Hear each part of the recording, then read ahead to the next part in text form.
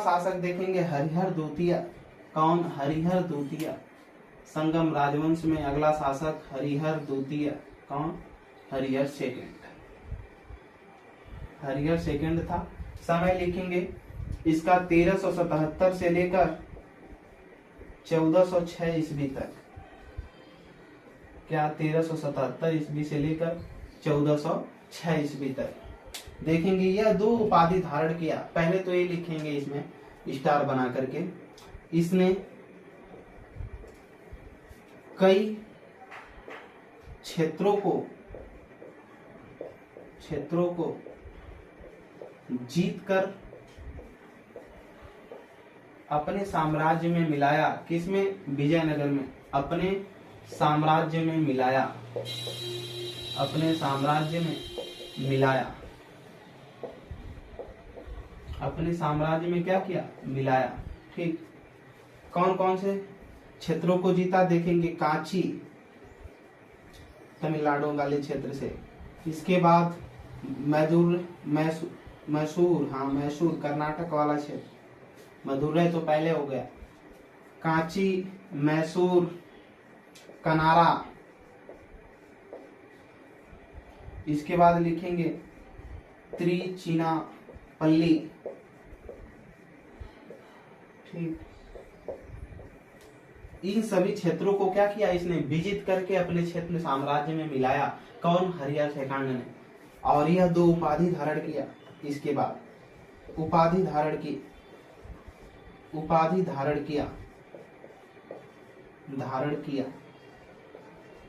कौन सी उपाधि धारण किया? देखेंगे बहुत इंपॉर्टेंट बात आती है।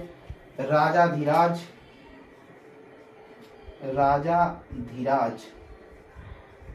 क्या? राजाधिराज की एवं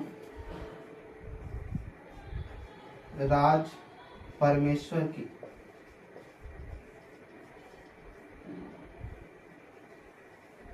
ठीक। राजाधिराज होता है ना, महाराजा धीराज पधार रहे हैं, राज परमेश्वर ईश्वर के समान जो राजा है। ठीक। इसने 2 उपाधि धारण किया।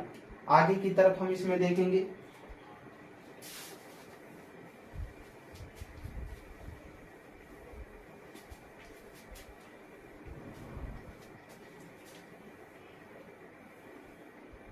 आगे की तरफ इसे विरूपाक्ष का उपासक माना जाता है। इसे विरूपाक्ष का उपासक माना जाता है। इसे विरूपाक्ष का मतलब गरुड़ स्तंभ यानी विष्णु से संबंधित है। ठीक। याद रखिएगा, विरूपाक्ष विष्णु से संबंधित। इसे विरूपाक्ष का उपासक माना जाता है।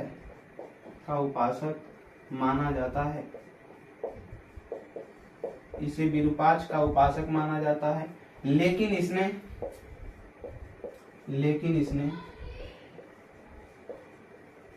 शैव धर्म,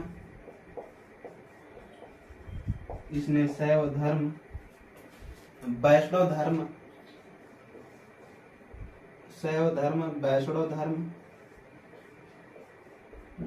धर्म, जैन धर्म का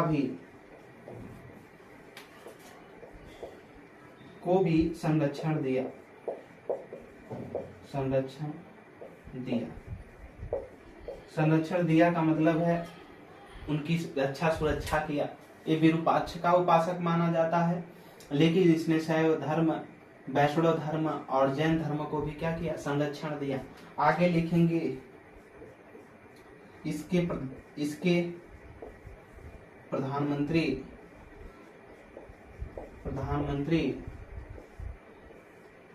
सायण थे।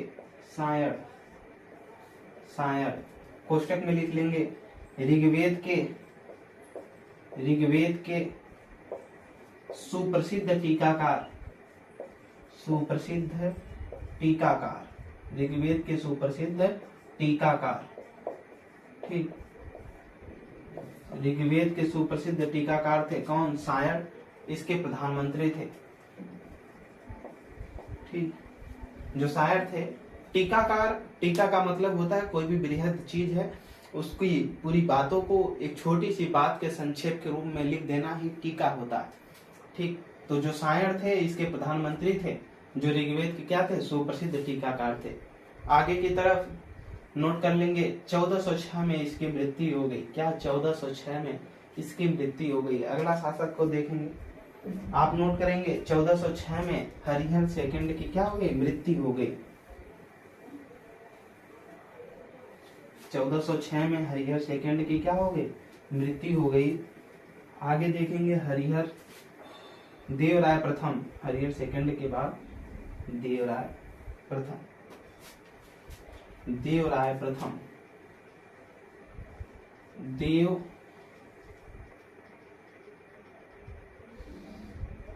राय प्रथम, देवराय प्रथम। कोष्टक में समय लिखेंगे 1406 से लेकर 1422 ईस्वी, 1406 से लेकर 1422 ईस्वी तक कौन, देवराय प्रथम। देखा जाए इसमें लिखेंगे बहमनी साम्राज्य, बहमनी साम्राज्य कौन, बहमनी साम्राज्य के शासक फिरोज शाह, फिरोज शाह। ठीक, बहमनी साम्राज्य के जो शासक था फिरोज शाह का आक्रमण हुआ, का आक्रमण हुआ, आक्रमण हुआ और फिरोज शाह ने इसे पराजित किया, इसे पराजित किया।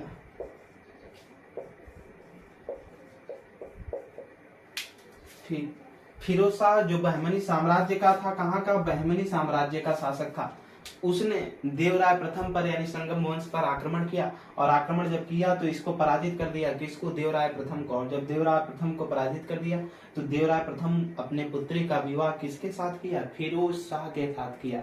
ठीक, जो कि इधर हिंदू थे लेकिन मुस्लिम के साथ करना पड़ा। ठीक, क्योंकि वो आक्रमण किया था राजा और इनको पूरे कब्जे में ले लिया, इनको पराजित करके। तो देवराय प्रथम ने अपने पुत्री का विवाह किसके साथ किया था, फिरोज शाह के साथ किया था। ठीक, जो बहमनी साम्राज्य का शासक हुआ करता था। आगे की तरफ देखेंगे हम लोग देवराय प्रथम में, आगे देवराय तुंगभद्रा नदी पर, तुंगभद्रा नदी पर कर्नाटक में, तुंगभद्रा नदी पर, तुंगभद्रा नदी पर बांध बनाकर नहरों का निर्माण करवाया, नहरों का निर्माण करवाया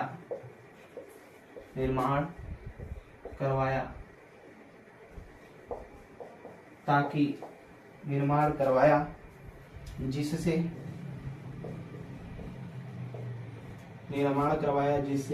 विजयनगर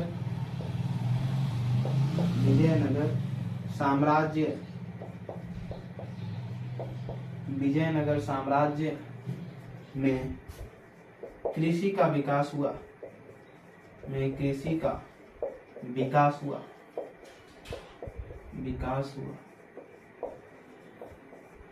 कृषि का क्या हुआ, विकास हुआ।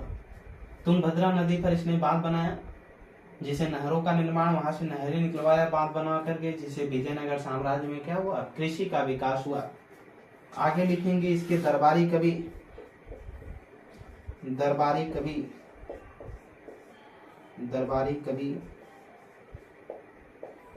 देखेंगे, ये पूछा गया क्वेश्चन है। इसके जो दरबारी कवि थे श्रीनाथ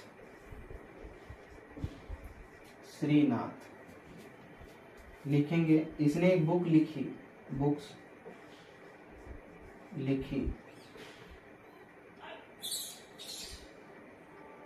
लिखी, क्या लिखेंगे, हर विलास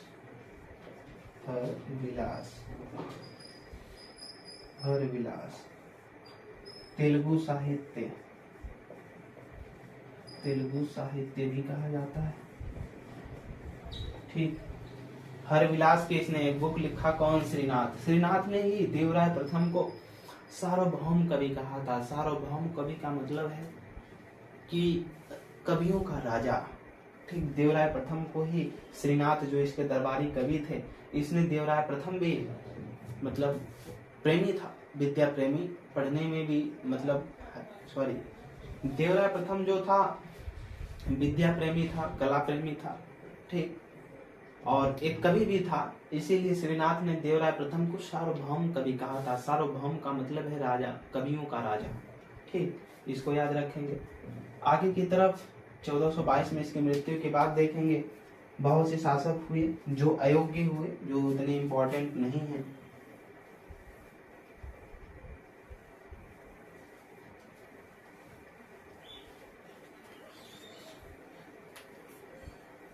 आगे की तरफ देखेंगे अगला शासक जो हुआ रामचंद्र हुआ। कौन? रामचंद्र। कौन हुआ? रामचंद्र। समय लिखेंगे 1422 ईस्वी। रहा 6 मंथ के लिए, 6 मंथ के लिए। मृत्यु हो गई 6 महीने, 6 मंथ बाद, 6 मंथ के बाद मृत्यु हो गई। इसकी भी मृत्यु हो गई। आगे अगला शासक फिर हुआ विजय प्रथम। कौन? विजय प्रथम। अगला शासक विजय प्रथम। ठीक। जिसका समय हुआ 1422। 6 मंथ के बाद इसकी भी मृत्यु हो गई। ठीक। इसकी भी मृत्यु हो गई 6 महीने बाद बीच में। फिर आगे देखेंगे अगला जो शासक हुआ देवराय द्वितीय हुआ। कौन? देवराय द्वितीय। देवराय द्वितीय। कब? 1422। 1422 से लेकर 1486 ईस्वी तक। 1422 से लेकर 1486 ईस्वी तक कौन शासक हुआ? देवराय द्वितीय हुआ। अब हम इसके बारे में थोड़ा सा जानेंगे, देवराय द्वितीय के बारे में।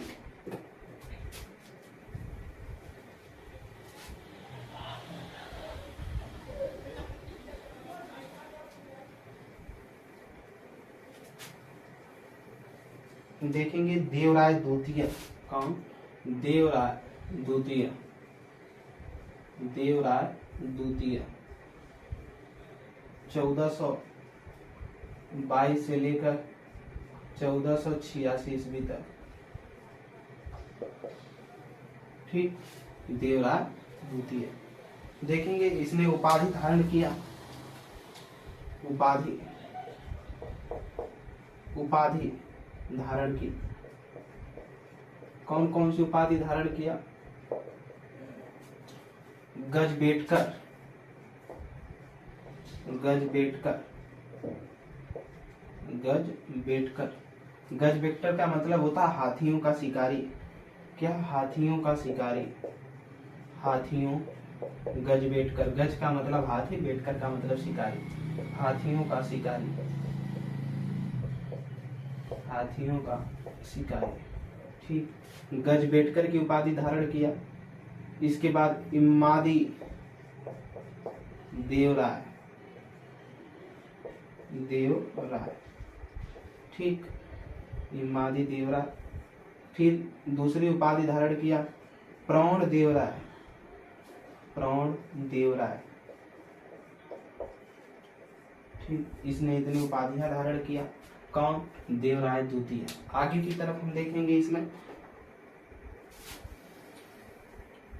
राजा थे, जितनी इच्छाएं हुई उतनी उपाधियां रख लिए। क्या जा रहा है उसमें? आगे की तरफ देखेंगे हम ये संगम वंश का महानतम शासक। यह संगम वंश का महानतम शासक। संगम वंश का महानतम शासक।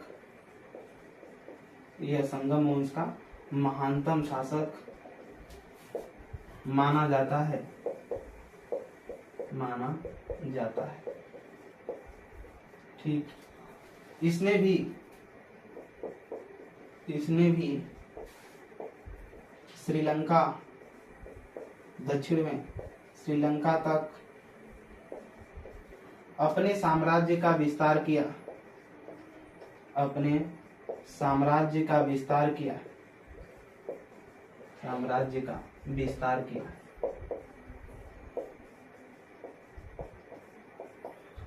महानतम का मतलब उदारता भी, ठीक, और लड़ने में भी महान। इसने श्रीलंका तक अपने साम्राज्य का क्या किया, विस्तार किया। आगे देखेंगे इसने अपने साम्राज्य में, कौन, देवराय द्वितीय, इसने अपने साम्राज्य में, इसने अपने साम्राज्य में 5000 तुर्क, कितने, 5000 तुर्क सैनिकों को संरक्षण दिया, सैनिकों को संरक्षण दिया, संरक्षण दिया। ठीक, किसने, देवराय द्वितीय ने 5000 जो तुर्क सैनिक थे इनको क्या किया, संरक्षण दिया था। किसने, देवराय द्वितीय ने। आगे की तरफ लिखेंगे देवराय द्वितीय को, देवराय द्वितीय को दक्षिण सागर का स्वामी कहा जाता है, दक्षिण सागर का स्वामी। दक्षिण सागर कई बार मतलब प्रैक्टिस शीटों में दिया गया है, क्वेश्चन है, दक्षिण सागर का स्वामी। ठीक, दक्षिण सागर का स्वामी कहा जाता है, कहा जाता है। किसको, देवराय द्वितीय को। नोट कर लेंगे, दक्षिण सागर का स्वामी। ठीक, आगे की तरफ देखेंगे हम।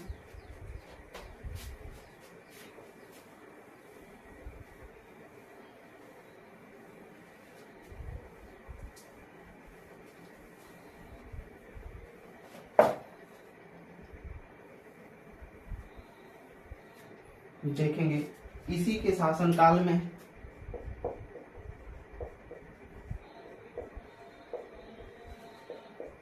इसी के शासन काल में प्रसिद्ध ईरानी राजदूत, प्रसिद्ध ईरानी राजदूत, ईरानी राजदूत, ईरानी राजदूत नाम लिखेंगे, प्रसिद्ध ईरानी राजदूत अब्दुल रज्जाक, अब्दुल रज्जाक, अब्दुल रज्जाक ईरान से था, राजदूत था अब्दुल रज्जाक। इसके दरबार में आया था, इसके दरबार में आया था, आया था। ठीक, किसके, देवराय द्वितीय के। अब्दुल रज्जाक नोट कर लेंगे, शासक, जो ईरानी शासक था, ईरानी शासक यार नोट कर लेंगे, ईरान, ईरानी शासक कौन थे, ईरानी शासक लिखेंगे मिर्जा शाहरुख का प्रतिनिधि बनकर, का प्रतिनिधि बनकर, जो उसमें व्यापार हुआ करते थे ईरान के क्षेत्रों से, अरब शासक जो अरब थे, अरब देशों से जो व्यापार हुआ करते थे, इसीलिए मिर्जा शाहरुख कुछ संबंध की बातों के लिए अपने प्रतिनिधि बनाकर अब्दुल रज्जाक को, जो उस समय प्रसिद्ध राजदूत हुआ करता था, ठीक इसके शासनकाल में ही इसके दरबार में आया था। किसके, देवराय द्वितीय के शासनकाल में। आगे की तरफ देखेंगे, इसके बाद जो शासक हुए उतने इम्पोर्टेंट नहीं है, लेकिन हम देखेंगे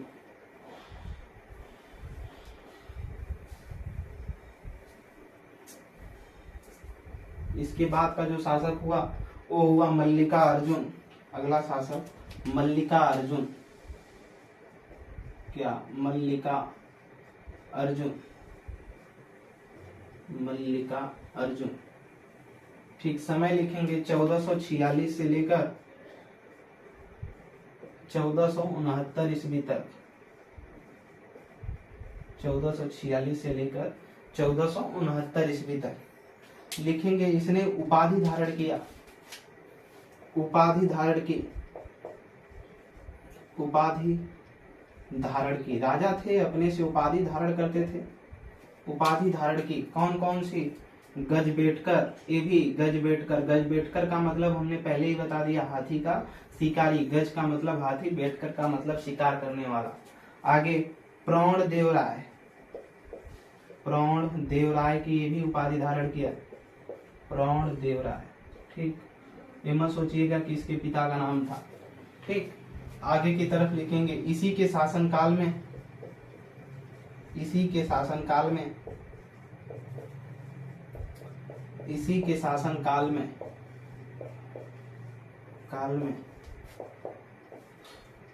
इसी के शासनकाल में माहुयान, माहुयान नामक चीनी यात्री भारत आया, नामक चीनी यात्री भारत आया, यात्री भारत आया, भारत आया। ठीक, इसी के शासनकाल में माहुयान नामक जो चीनी यात्री था भारत आया था। लिखेंगे 1465 ईस्वी में ही इसकी मृत्यु हो गई, इसकी मृत्यु हो गई, मृत्यु हो गई, हो गई। ठीक, 1465 ईस्वी में ही इसकी क्या हो गई? मृत्यु हो गई मल्लिकार्जुन की। आगे की तरफ देखेंगे हम,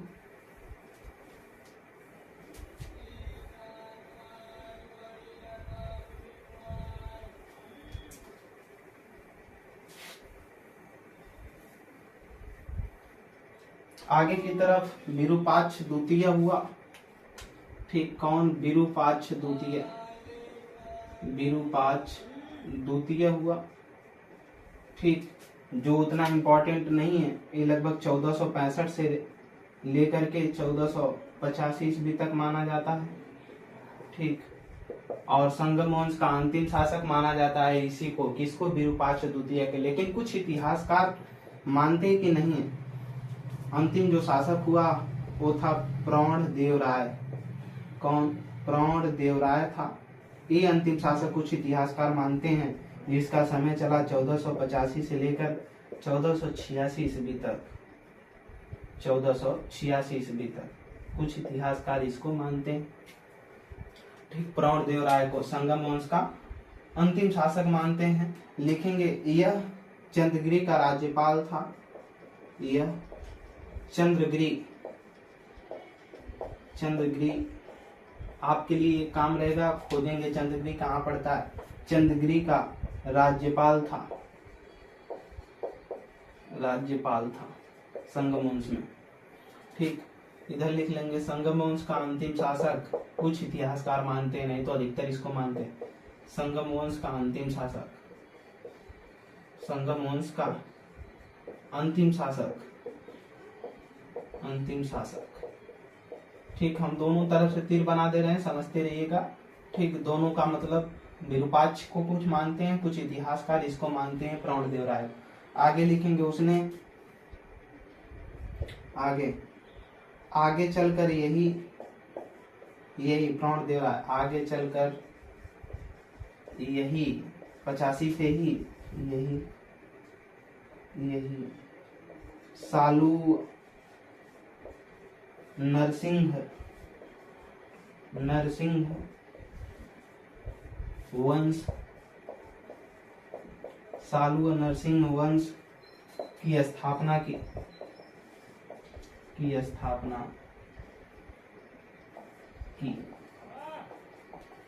सालू नरसिंह वंश की क्या किया? स्थापना किया। ठीक, कौन? प्रौढ़ देवराय। यहाँ तक समझ में आया? कोई दिक्कत? तो हम लोगों ने संगम वंश के बारे में पढ़ा, इसके बाद सालू वंश के बारे में पढ़ेंगे, फिर तुलु वंश, फिर आर्विडो वंश। इनके पढ़ने के बाद इनके प्रशासनिक शासनिक व्यवस्था को देखा जाएगा विजयनगर साम्राज्य के। हम लोग इसको देखने के बाद विजयनगर साम्राज्य के बाद भक्ति आंदोलन, इसके बाद सूफी संतों के बारे में देखेंगे, फिर इसके बाद हम लोग मुगल साम्राज्य की तरफ बढ़ेंगे। अभी हम लोगों को दिल्ली सल्तनत कालीन की जो प्रशासनिक शासनिक कृषि ठीक व्यापारिक जो भी कुछ कार्यभार रहे हैं, अभी हम लोग दिल्ली सल्तनत में नहीं पढ़े, उसको भी पढ़ना है, ठीक, तो उसको भी पढ़ा जाएगा। कोई भी चीज़ें अगर नहीं समझ में आती हैं तो आप हमको कमेंट बॉक्स में बताएं, मेहनत से पढ़ें। आज के लिए इतना ही, धन्यवाद। उमाकांत यादव सर की क्लास में जुड़ने के लिए बहुत बहुत स्वागत है आपका।